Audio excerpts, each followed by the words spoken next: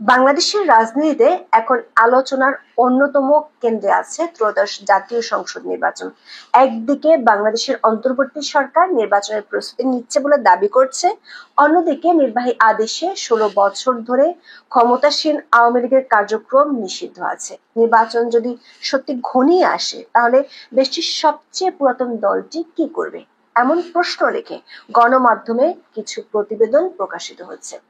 আওয়ামী লীগের অভ্যন্তরীণ কয়েকটি সূত্র দাবি করেছে, অধ্যাপক ইউনূসের নেতৃত্বাধীন বাংলাদেশের অন্তর্বর্তী সরকারের বিরুদ্ধে মাঠে নামতে যাচ্ছে দলটি। ৩টি ধাপে দলটি দেশে ও দেশের বাইরে সংগঠিত হয়ে কাজ করবে। প্রথম ধাপের অংশ হিসেবে চলতি অগস্ট-মার্চ থেকে আন্দোলনে নামার জন্য তৃণমূলকে সংগঠিত করার দায়িত্ব পেয়েছে দলটির শীর্ষস্থানীয় নেতারা। এ লক্ষ্যে বাংলাদেশের সাবেক প্রধানমন্ত্রী ও আওয়ামী লীগ সভানেত্রী শেখ হাসিনা দ্বিতীয়বারের মতো দলটির নেতাদের সাথে বৈঠক করেছেন। ৭ই অগস্ট বিকেলে দলের ৬ নেতার সাথে দিল্লিতে নিজ বাংলোতে এই বৈঠক অনুষ্ঠিত হয়েছে। এর আগে গত ৩১শে জুলাই শেখ হাসিনা প্রথমবারের মতো দলটির ৬ শীর্ষ নেতার সাথে বৈঠক করেছিলেন। প্রথম দফায় বৈঠকে অংশ নেয়া ৬ শীর্ষ নেতা ৬ই আগস্ট কলকাতায় অবস্থানকারী আওয়ামী লীগ ও এর অঙ্গ সংগঠনের নেতাদের সাথে বৈঠক করেছেন। বৈঠকের একাধিক সূত্রে জানা গেছে, বাংলাদেশের প্রতিটি জেলার তৃণমূল নেতাদের মধ্য থেকে নেতৃত্ব বাছাই করে আন্দোলন পরিচালনার দায়িত্ব দেওয়া হবে। অন্যদিকে সরকারি সূত্রগুলো বলছে, আওয়ামী লীগের তৎপরতা বাড়তে পারে এমন খবর গোয়েন্দা সংস্থাগুলো সরকারকে দিয়ে রেখেছে। বিশেষ করে দিল্লিতে বসে শেখ হাসিনা দলটির শীর্ষ নেতাদের সাথে বৈঠক করে যাচ্ছেন বলে সংবাদ মাধ্যমে খবর প্রকাশ হওয়ার পর থেকে চিন্তিত হয়ে পড়েছে সরকার। সেজন্য দলটির নেতাকর্মীদের ধরপাকড়ের মাত্রাও বেড়েছে। গত এক সপ্তাহে দলটির কমপক্ষে ১৬০০ নেতাকর্মীকে আইন শৃঙ্খলা বাহিনী গ্রেপ্তার করেছে। বিশেষ করে ১৫ই আগস্ট যাতে কোনো বড় ধরনের কর্মসূচি দলটি করতে না পারে সে লক্ষ্যে আইন শৃঙ্খলা বাহিনী কাজ করে যাচ্ছে বলে দাবি করেছেন পুলিশের কয়েকজন ঊর্ধ্বতন কর্মকর্তা। ফলে দৃশ্যত সামনের দিনগুলোতে বাংলাদেশের রাজনৈতিক পরিস্থিতি আরো সহিংস ও সংঘাতময় হয়ে ওঠার আশঙ্কা প্রকাশ হচ্ছে। বিস্তারিত জানতে চলুন যাওয়া যাক বিশ্লেষণে।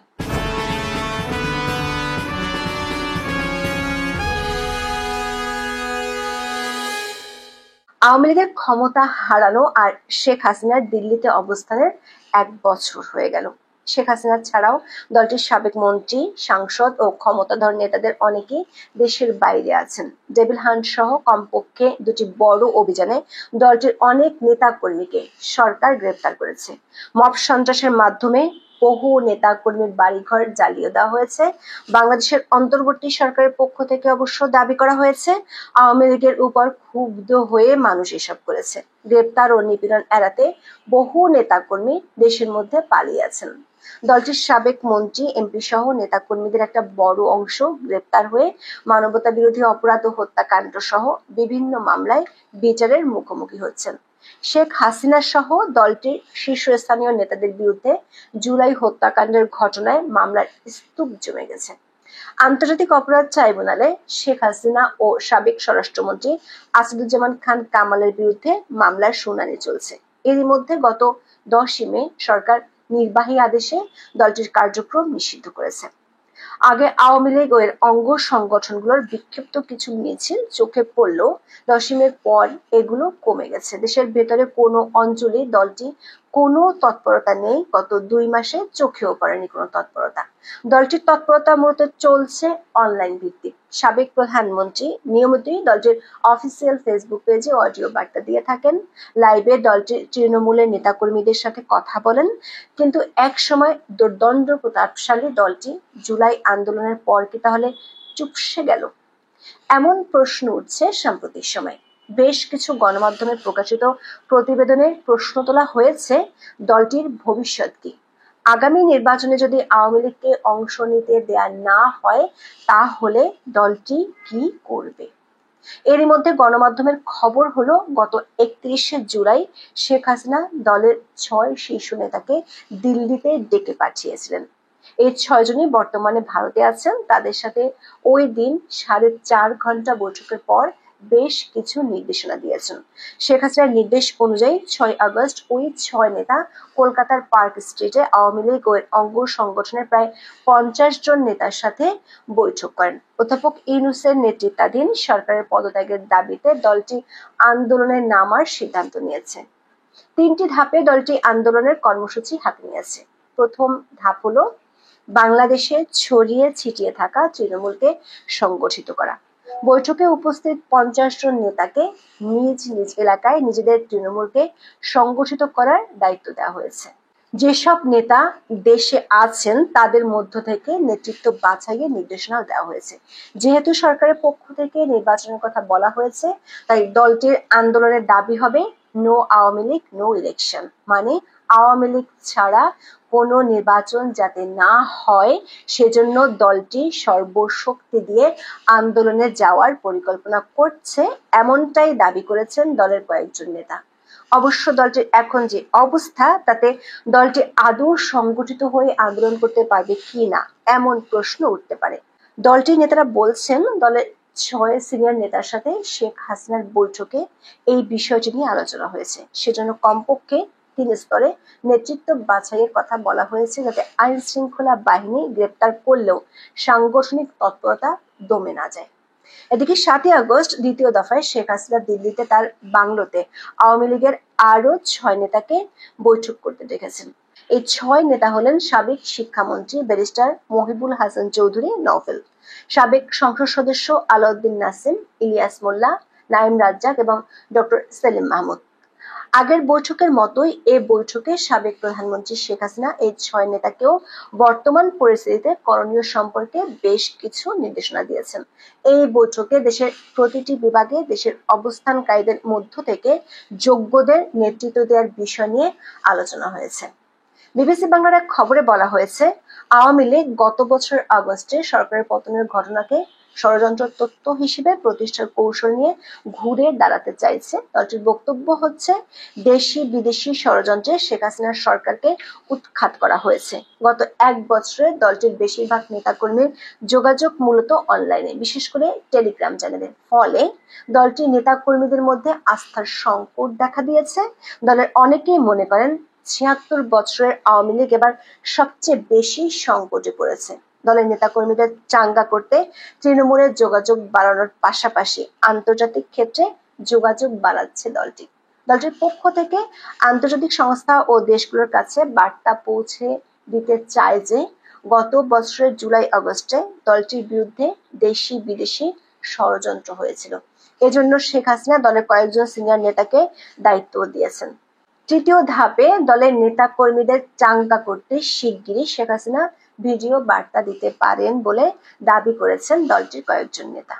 অন্যদিকে সরকারি সূত্রগুলো বলছে, আওয়ামী লীগের তৎপরতা ঠেকানোর জন্য সরকারও বেশ সক্রিয়। 6 আগস্ট দৈনিক প্রথম আলোতে আইন উপদেষ্টা আসিফ নজরুলের সাক্ষাৎকার প্রকাশিত হয়। সেই সাক্ষাৎকারে তিনি কেন আওয়ামী লীগকে নিষিদ্ধ করা হয়েছে তার ব্যাখ্যা দিয়েছেন। তিনি বলেছেন, তার সরকারের সত্যি সত্যি আশঙ্কা আছে আওয়ামী লীগ নির্বাচন তো দূরের কথা, রাজনৈতিক মাঠে সক্রিয় থাকলে দেশে কোনো দিন নির্বাচন করা যাবে না, দেশ পরিচালনা করাই যাবে না।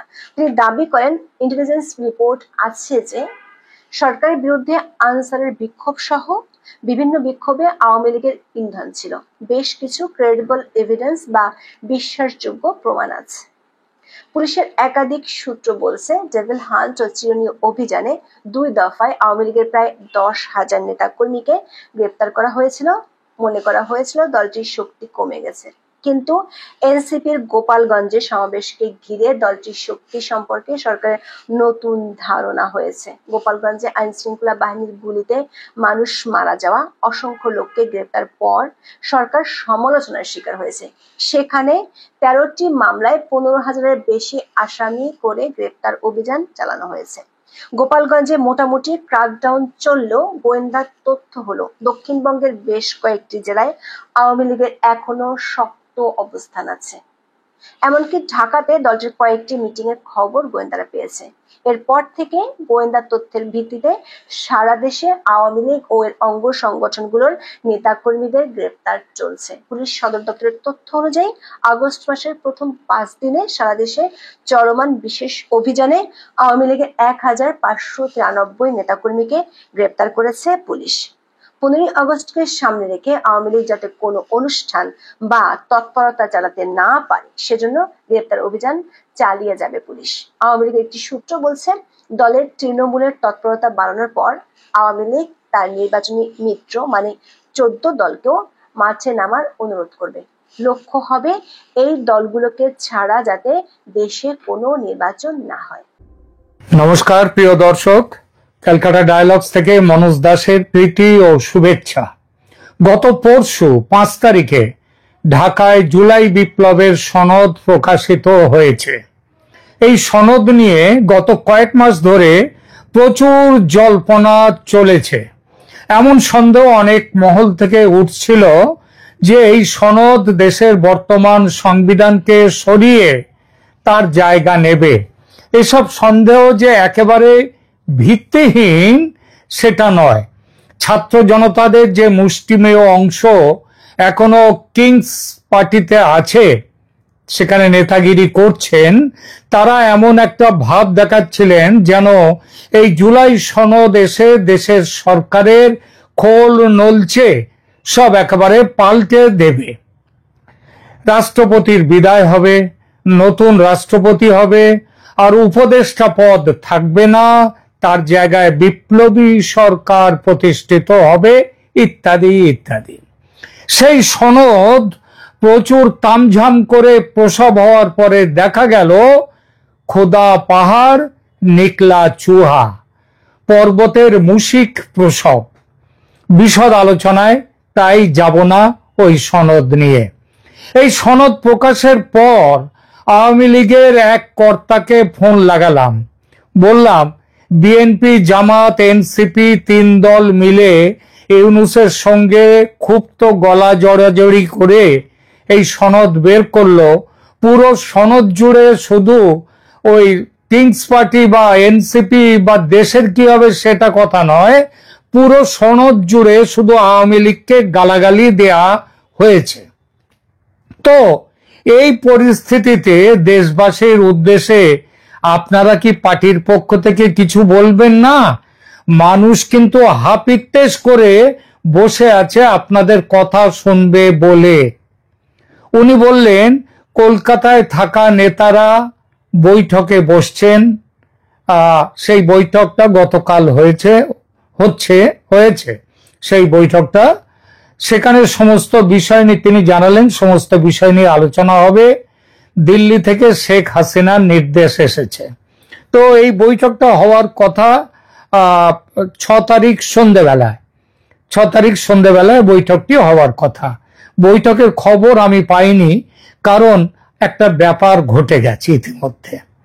একদিকে এই কথা, আবার একদিকে 5 তারিখের সন্ধ্যায় ফোন পেলাম ভারতীয় জনতা পার্টির বিজেপির পশ্চিমবঙ্গ রাজ্য শাখার ডিপার্টমেন্ট অফ ফরেন অ্যাফেয়ার্সের বিভাগের ভারপ্রাপ্ত অনুজ প্রতিম শ্রী রজত ভরদ্বাজ মুখার্জির কাছ থেকে। ইনি শেখ হাসিনার সঙ্গে নিয়মিত যোগাযোগ রাখেন বলে জানি।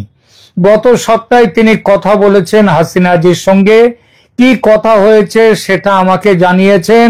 বলেছেন তিনি তৈরি হয়ে আছেন দেশে ফেরার জন্য, তবে ভারত সরকার বলছে আর একটুখানি অপেক্ষা করার জন্য।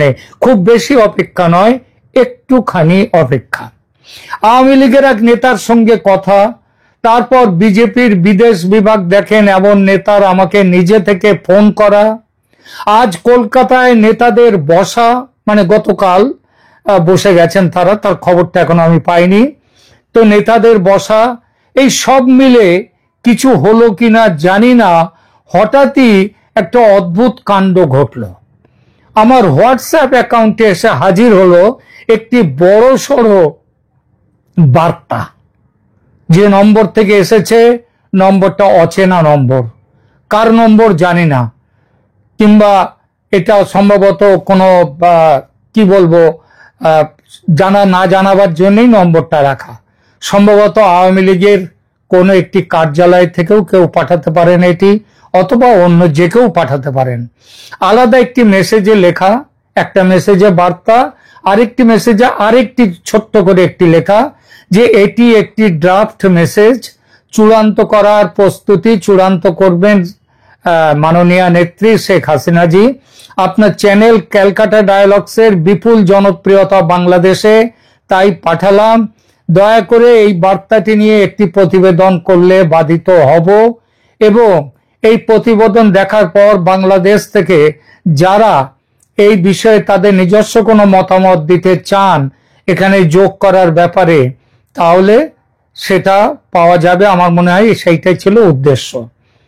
তো সে নয় করলাম, প্রচারণায় প্রতিবেদন করলাম, তবে একটা ডিসক্লেমার দিয়ে রাখছি প্রথমেই, এই বার্তা আমি আওয়ামী লীগের পক্ষ থেকে অফিসিয়ালি কারো কাছ থেকে পাইনি।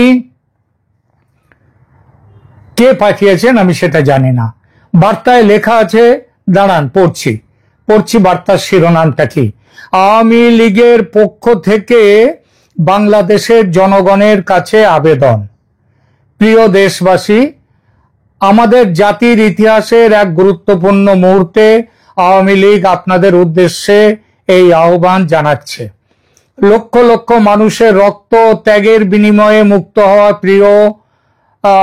প্রিয় ভূমি এখন গণতন্ত্র ও স্বৈরাচারের সন্ধিক্ষণে দাঁড়িয়ে আছে। এক ভয়াবহ ষড়যন্ত্র এবং ক্রমবর্ধমান অন্যায়ের মুখোমুখি আমাদের ঐক্যবদ্ধ হতে হবে। শেখ হাসিনা, যিনি 15 বছরের অগ্রগতি ও স্থিতিশীলতার মধ্য দিয়ে বাংলাদেশকে নেতৃত্ব দিয়েছিলেন, তাকে জনগণের ইচ্ছায় নয় বরং একটি পরিকল্পিত চক্রান্তের মাধ্যমে ক্ষমতাচ্যুত করা হয়েছিল। এটি কোনো স্বতঃস্ফূর্ত বিদ্রোহ ছিল না, বরং একটি সুপরিকল্পিত ষড়যন্ত্র ছিল, যার মধ্যে বেশ কয়েকটি স্বার্থান্বেষী মহল জড়িত ছিল, দেশি বিদেশি উভয়েই, যারা আওয়ামী লীগের নেতৃত্বে অর্জিত আমাদের জাতির স্বাধীনতা ও সার্বভৌমত্ব সহ্য করতে পারেনি। সরকারি সূত্র স্বীকার করেছে যে বিভিন্ন রাজনৈতিক খেলোয়াড় বহিরাগত সহায়তায় ছাত্র গোষ্ঠীগুলিকে এবং অন্যান্য বিভিন্ন সংগঠনকে অর্থায়নের মাধ্যমে অগ্রণী ভূমিকায় ব্যবহার করে হাসিনাকে ক্ষমতাচ্যুত করার জন্য গণবিক্ষোভ এবং অস্থিরতা সমন্বিত করেছিল। এমনকি নোবেল বিজয়ী মোহাম্মদ ইউনূস, যিনি বর্তমানে অন্তর্বর্তীকালীন নেতা, তিনিও স্বীকার করেছেন যে একটি ষড়যন্ত্রের অস্তিত্ব ছিল এবং এই আন্দোলন সাবধানতার সাথে পরিকল্পিত এবং পরিচালিত হয়েছিল দেশ বিরোধীদের সংগঠকদের দ্বারা। শেখ হাসিনা নিজেই 2024 সালের মে মাসে প্রকাশ করেছিলেন যে শক্তিশালী বিদেশি শক্তিগুলো বাংলাদেশকে অস্থিতিশীল করার এবং এর পরিচয় এবং ঐক্যকে ক্ষুণ্ণ করার বৃহত্তর ষড়যন্ত্রের অংশ হিসেবে তার সরকারের পতনের পরিকল্পনা করেছিল। মোহাম্মদ ইউনূসের অধীনে অন্তর্বর্তীকালীন সরকার ক্ষমতা গ্রহণের পর থেকে বাংলাদেশের কষ্টার্জিত শান্তি ও সমৃদ্ধির ওপর কালো মেঘ ঘনিয়ে এসেছে। দেশটাকে দ্রুত ধ্বংসের দিকে নিয়ে যাচ্ছে এই অবৈধ বিদেশি শক্তির হাতের পুতুল সরকার। এই সরকার ধর্মান্ধ জঙ্গিদের অভয়ারণ্য। ইউনূসের প্রশাসন হাজার হাজার জঙ্গিকে মুক্তি দিয়েছে এবং কুখ্যাত সন্ত্রাসীদের বিরুদ্ধে অভিযোগ প্রত্যাহার করেছে। জিহাদি এবং ধর্মান্ধ গোষ্ঠীগুলি পুনরুত্থিত হয়েছে, তাদের পতাকা এখন প্রকাশ্যে উঠছে। ব্যবস্থা গ্রহণে রাষ্ট্রীয় নিষ্ক্রিয়তার বদলে প্রত্যক্ষ পরোক্ষ সহায়তা দানের মাধ্যমে বাংলাদেশের বর্তমান অবৈধ জঙ্গি সরকার এই জঙ্গি শক্তিকে উৎসাহিত করেছে। জঙ্গিদের জন্য হাই প্রোফাইল পলায়ন এবং সাধারণ ক্ষমা নিরাপত্তাহীনতার ঢেউ তুলেছে সারা দেশ জুড়ে। নারী জাতির বিরুদ্ধে সহিংসতা, বিদ্রোহে নেতৃত্ব দানকারী মহিলারা প্রাথমিকভাবে অত্যাচার ও অনাচারের শিকার হয়েছিলেন। আজ তারা নিজেরাই প্রকাশ করছেন কি অন্যায় হয়েছে তাদের ওপর, প্রকাশ করছেন এই নেতাদের আসল চেহারা। হয়রানি, অনাচার, অত্যাচারের ঘটনাগুলি বিচার পায় না, কারণ প্রশাসনিক কর্তৃপক্ষ নির্যাতনকারীদের প্রশ্রয় দেয় বা সমর্থন করে। নির্যাতিতদের কান্না তাদের কাছে পৌঁছায় না। ধর্মীয় ও জাতিগত সংখ্যালঘুরা, হিন্দু, বৌদ্ধ, খ্রিস্টান, এমনকি সুফিরাও 1971 সালের পর থেকে বিপুল মাত্রায় সহিংসতার মুখোমুখি হয়েছে ও হচ্ছে। একের পর এক মাজার আক্রান্ত হয়েছে। সুফি বাউলদের মিলন মেলা বর্তমান সরকার এসে বন্ধ করে দিয়েছে। সংখ্যালঘুদের বিরুদ্ধে 2400টির বেশি আক্রমণের খবর পাওয়া গেছে। তাদের বাড়িঘর, মন্দির এবং ধর্মস্থান ধ্বংস করা হয়েছে। অথচ ব্যবস্থা নেওয়ার বদলে রাষ্ট্র এই আক্রমণগুলিকে সাধারণ ঘটনা ও রাজনৈতিক বলে উড়িয়ে দিয়েছে। গণতন্ত্রের দমন, শাসকরা কঠোর সন্ত্রাস বিরোধী আইন ব্যবহার করে দেশের স্বাধীনতা অর্জনকারী দল আওয়ামী লীগকে নিষিদ্ধ করেছে। রাজনৈতিক প্রতিপক্ষ, সাংবাদিক এবং মানবাধিকার কর্মীদের বিরুদ্ধে নির্যাতন, গ্রেপ্তার এবং জাল মামলা এই আমলে ভয়ঙ্কর বৃদ্ধি পেয়েছে। শান্তিপূর্ণ গণতান্ত্রিক অংশগ্রহণকে দমন করা হয়েছে। লক্ষ লক্ষ মানুষের কণ্ঠস্বর এবং অধিকারকে দমন করা হয়েছে। সরকারি কর্মীদের যখন খুশি যেমন খুশি চাকরি থেকে বরখাস্ত করা হচ্ছে। কোনো নিয়মতান্ত্রিকতা ছাড়াই আন্দোলনের অধিকার কেড়ে নেওয়া হয়েছে মানুষের। দেশের ইতিহাস এবং পরিচয় মুছে ফেলার ঘৃণ্য ষড়যন্ত্র। ইউনূস সরকার এবং তার মিত্ররা বাংলাদেশের মুক্তিযুদ্ধের ঐতিহ্য মুছে ফেলার জন্য একটি পদ্ধতিগত প্রচারণা চালাচ্ছে। এমনকি আমাদের সংবিধান থেকে জয় বাংলা অপসারণের জন্য আদালতে আবেদন করেছে এবং এবং আমাদের প্রতিষ্ঠাতা বঙ্গবন্ধু শেখ মুজিবুর রহমানের প্রতিকৃতি অবমাননা করছে। বঙ্গবন্ধুর ঐতিহাসিক বাসভবন 32 নম্বর ধানমন্ডি ধ্বংস করেছে। বঙ্গবন্ধুর সমাধি ধ্বংস করতে গিয়ে পারেনি, মানুষ রুখে দাঁড়িয়েছে বলে তারা জাতীয় সঙ্গীত বদলের দাবি তুলেছে। বলছে এই সঙ্গীত ইসলাম বিরুদ্ধ। আইন শৃঙ্খলার পতন, বিনা বিচার ও বিচারের নামে প্রহসনের মাধ্যমে মৃত্যুদণ্ড এবং বিচার বহির্ভূত হত্যাকাণ্ড উদ্বেগজনক গতিতে ঘটছে। মব জাস্টিসের নামে যাকে খুশি তাকে প্রকাশ্যে হত্যা করা হচ্ছে। মাত্র 11 মাসে রাষ্ট্রীয় হেফাজতে 27 জনেরও বেশি মানুষ নিহত হয়েছেন। অর্থনৈতিক ও সামাজিক অস্থিরতা, অভাবী অর্থনীতি যা ইতিমধ্যেই ভঙ্গুর অব্যবস্থাপনার কবলে পড়ে যখন ভয় ও অনিশ্চয়তা দৈনন্দিন জীবনকে তাড়া করে বেড়াচ্ছে। বাজার নারী ও সংখ্যালঘুদের জন্য বিপজ্জনক হয়ে উঠছে এবং সমাজের কাঠামো ভেঙে পড়ছে। মিথ্যাচার, শুধুই মিথ্যাচারের রেকর্ড সৃষ্টিকারী এই অবৈধ সরকারের একমাত্র লক্ষ্য অগণতান্ত্রিকভাবে দীর্ঘকাল ক্ষমতায় টিকে থাকা। এজন্য তারা শুধুই মিথ্যাচারের আশ্রয় নিচ্ছে একের পর এক। মাত্র 11 মাসেই দুর্নীতির ঘুঘুর বাসা। এই 11 মাসের অল্প সময়ের মধ্যে দুর্নীতির ঘুঘুর বাসা হয়ে উঠেছে এই সরকার। উপদেষ্টাদের পরিচিতি এখন নামের আগে টাকার পরিমাণ লিখে দিয়ে। কার কত টাকা ঘুষের কামাই হয়েছে, কারো নামের আগে 300 কোটি তো কেউ 500 কোটি, কারো 1000 কোটি। দেশের সার্বভৌমত্ব বিপন্ন। বাংলাদেশের বিশেষ এক পরাশক্তির ঘাঁটি বানাবার চেষ্টা শেখ হাসিনার আমলেও ছিল, কিন্তু তিনি মাথা নত করেননি। এই সরকার শুধু মাথা নত করা নয়, অভিযোগ উঠেছে দেশকে বিক্রি করে দিয়েছে। বিশেষ পরাশক্তির দালাল হয়ে যাওয়া। আমাদের গত 15 বছরের সরকার বিশেষ কারো কাছে মাথা নত করেনি। সবার সঙ্গে আমাদের ভালো সম্পর্ক ছিল, সে বাংলাদেশ হোক, চীন হোক, আমেরিকা হোক। বাংলাদেশের উন্নয়নে সবাইকে যুক্ত করেছি। সেই সম্পর্ক আজ কেটে গিয়েছে অবৈধ সরকারের ব্যর্থতা ও বোকামিতে। এই সরকার বাণিজ্য শুল্ক কমাবার নামে গোপন চুক্তি করে বিসর্জন দিয়ে এসেছে দেশের সার্বভৌমত্ব। আমরা আওয়ামী লীগ আমাদের উপর আরোপিত অগণতান্ত্রিক নিষেধাজ্ঞাকে চরম ঘৃণার সাথে প্রত্যাখ্যান করি এবং ঘোষণা করি আমরা এই স্বৈরাচারী অবৈধ শাসন ব্যবস্থাকে অমান্য করব এবং গণতন্ত্র ও ন্যায় বিচারের জন্য আমাদের সংগ্রাম চালিয়ে যাব।